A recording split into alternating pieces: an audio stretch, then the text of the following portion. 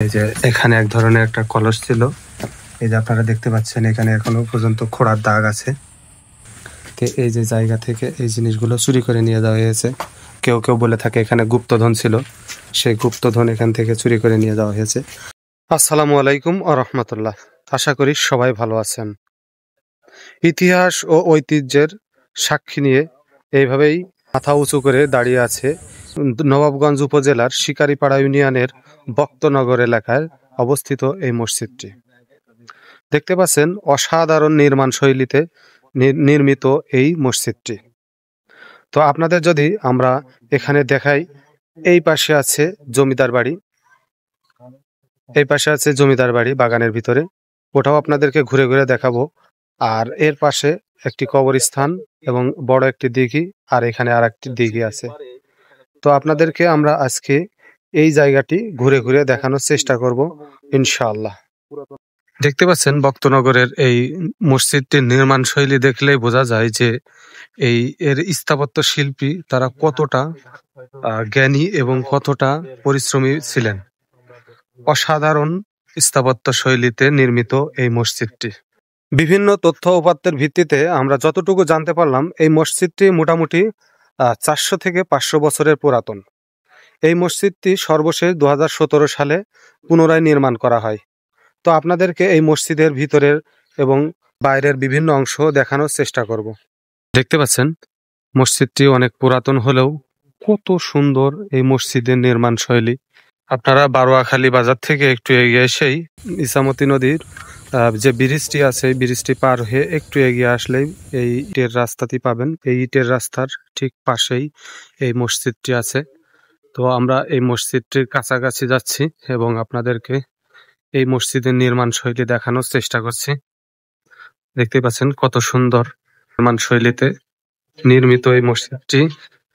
এই মসজিদটা বড় বড় আছে, 3টি গম্বুজ আছে। একটি গম্বুজ, মাঝখানের গম্বুজটি অনেক বড়।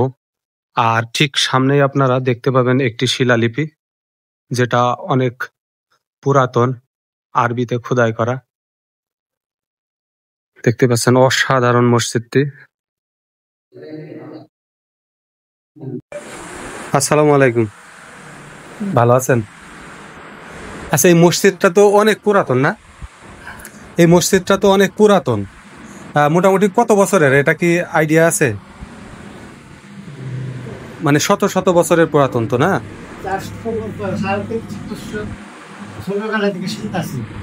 ছোটকাল থেকে শুনছেন 350 বছর? তাহলে তো মনে হয় এটা মুঘল আমলের তৈরি মসজিদ, ব্রিটিশের আগে। ব্রিটিশ তো গেল আপনার এই যে বেশি দিন আগে না, 70 বছর, 70-80 বছর আগে। আর তারও অনেক আগের এই যে মোগল আমলের স্থাপত্য গুলো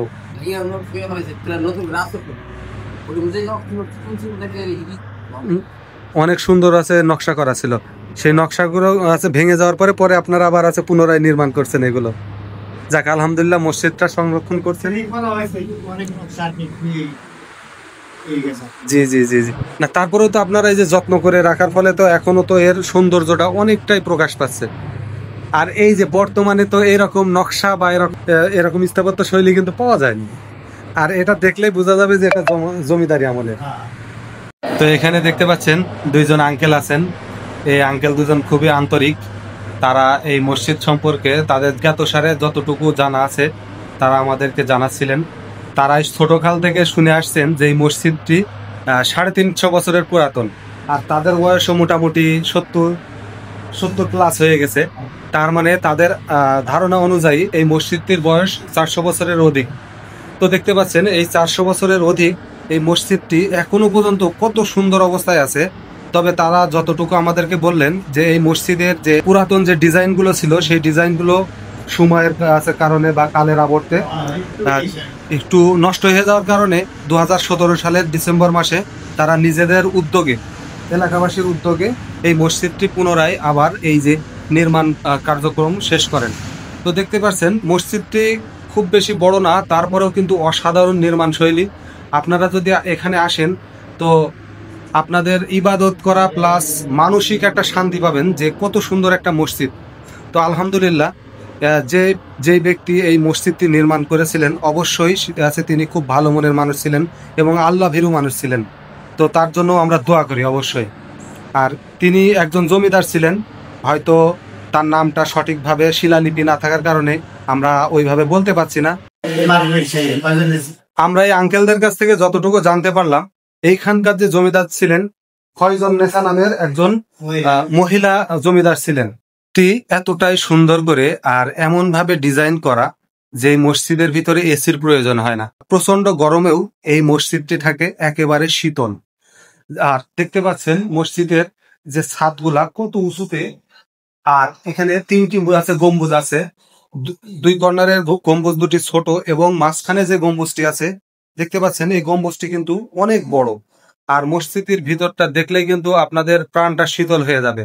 তো আপনারা যারা দূর দূরান্ত থেকে এই মসজিদটি দেখতে আসতে চান তো আপনারা আসতে পারেন। এই জায়গাটি হচ্ছে নবাবগঞ্জ উপজেলার শিকারীপাড়া ইউনিয়নের ভক্তনগর গ্রাম।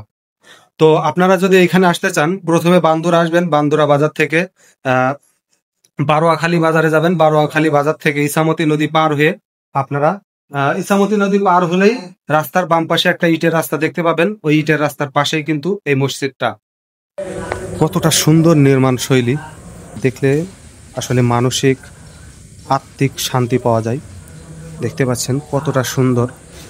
এখানে কিন্তু প্রতিদিনই এই এলাকার ধর্মপ্রাণ মানুষেরা নামাজ আদায় করে থাকে। তারা আসলে সৌভাগ্যবান, কারণ এত সুন্দর একটা মসজিদে প্রতিদিন তারা সালাত আদায় করতে পারেন। এইটা হচ্ছে একটি পুরাতন ঐতিহ্য। এলাকাবাসী কয়েকজন লোকের কাছ থেকে যতটুকু জানতে পারলাম, এই মসজিদটি 400 বছরের অধিক সময় আগে নির্মিত। এই এলাকার একজন মহিলা ফয়জুন্নেসা নামের একজন জমিদার ছিলেন, তিনি এই মসজিদটি নির্মাণ করা হয়েছিল ধারণা করা যায়। আপনাদেরকে আমরা তাই সেই জমিদার বাড়িটিও দেখানোর চেষ্টা করব। মসজিদটি শুরুতে আপনাদেরকে দেখিয়ে নিলাম। ঠিক মসজিদটার দক্ষিণ পাশে দেখতে পাচ্ছেন একটা দিঘি আছে।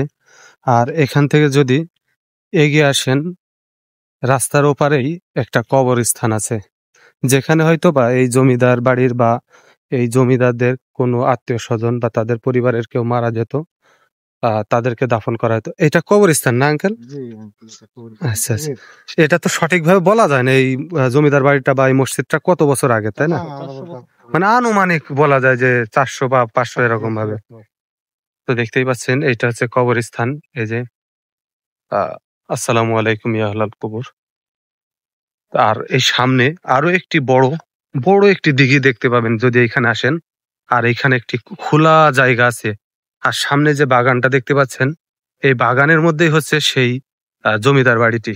এখানে আসলে পুরাতন কিছু গাছ দেখতে পাবেন, দেখতে পাচ্ছেন এখন আর কেউ থাকে না। আর এইটাই হচ্ছে সেই জমিদার বাড়ি, যে জমিদার বাড়িটি এখন বর্তমানে ভঙ্গুর অবস্থায় আছে। মনে হয় যে কোনো মুহূর্তে ভেঙে পড়বে এমন একটা অবস্থা। তো এইটাই হচ্ছে সেই জমিদার বাড়ির ভিতরের সাইড। যদিও আশেপাশের এগুলা ভেঙে গেছে, তো চাইলে আপনারা আসলে 2য় তলায় উঠতে পারেন, কিন্তু ওটা ঠিক না বর্তমানে যে অবস্থা।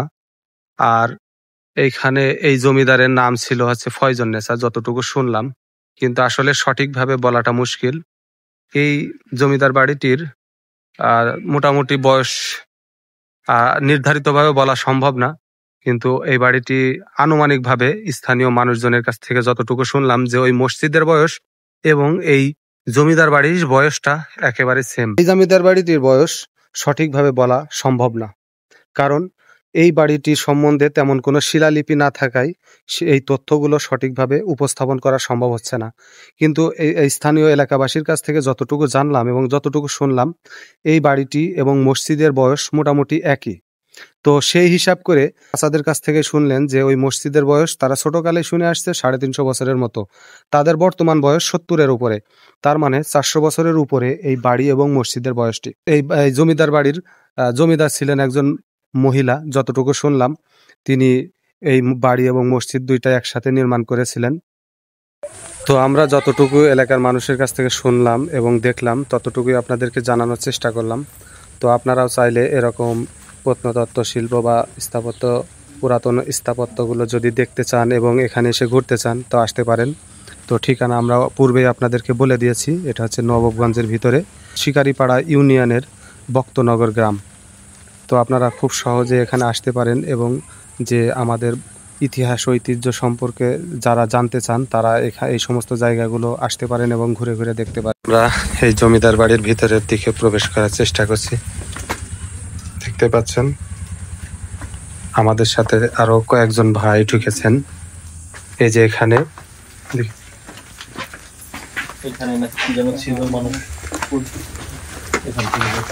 এই যে এখানে এক ধরনের একটা কলস ছিল। এই যে আপনারা দেখতে পাচ্ছেন এখানে এখনো পর্যন্ত খোঁড়ার দাগ আছে। তো এই যে জায়গা থেকে এই জিনিসগুলো চুরি করে নিয়ে যাওয়া হয়েছে। কেউ কেউ বলে থাকে এখানে গুপ্তধন ছিল, সেই গুপ্তধন এখান থেকে চুরি করে নিয়ে যাওয়া হয়েছে। আর দেখতে পাচ্ছেন এই ভাঙাটাও কিন্তু খুব নিকটের, খুব একটা আগের না। এখানে এই যে ভাঙাগুলো দেখলে আপনারা বুঝতে পারছেন।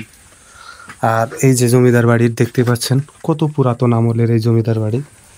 আর এই সমস্ত জায়গাগুলোতে এটা কি শিকড়, গাছের শিকড় না, মোটা মোটা গাছের শিকড় হয়ে গেছে। এই জমিদার বাড়িটা অনেক বড়। এখন যেহেতু সন্ধ্যা নেমে গেছে যার কারণে সব ঘুরে দেখানো সম্ভব না। এক সময় এই জমিদার ভবন থেকেই এই স্থানীয় যে জমিদার কার্যক্রম পরিচালনা করা হতো শত শত বছর পূর্বে। কিন্তু কালের আবর্তে আজকে এই বাড়িটি এখনো পর্যন্ত ভঙ্গুর অবস্থায় রয়ে গেছে, কিন্তু সেই জমিদারিত্ব কিছুই নাই। সুতরাং আমাদের সবকিছুই ক্ষণস্থায়ী। আমরা থাকবো না, কিন্তু আমাদের কর্মগুলো থেকে যাবে, সেটা ভালো কর্ম হোক আর খারাপ কর্ম হোক। তো আশা করি আজকের এই ভিডিওটি আপনাদের কাছে ভালো লেগেছে। তো সবাই ভালো থাকবেন, সুস্থ থাকবেন। আসসালামু আলাইকুম ওয়া রাহমাতুল্লাহ।